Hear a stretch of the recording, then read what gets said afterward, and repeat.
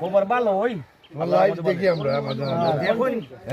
যাই হোক এখন বর্তমান অবস্থায় আসলে তো আমি আছি কারণ আমার কাছে ডকুমেন্টও আছে আমি আমার যে মনে হইলাও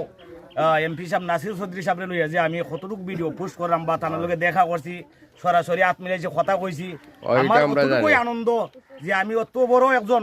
নেতার সাথে যে আমি কথা কইতে পারছি আর এখন আমাদের এমপি সাহেবের ভাই আইসন আসলে লন্ডন থেকে আইসন শুধুমাত্র আমাদের এলাকার উন্নয়নের জন্য আমাদের দিরাইশালার উন্নয়নের জন্য আমি আসলে কোনো বাসন বক্তব্য দিই না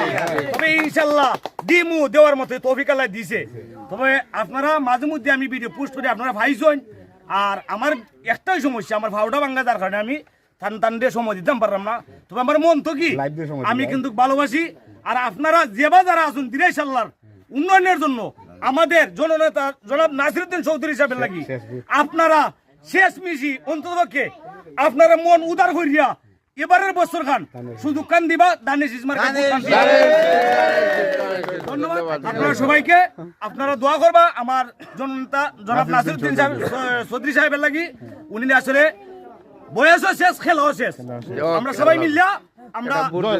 জয় যুক্ত করতাম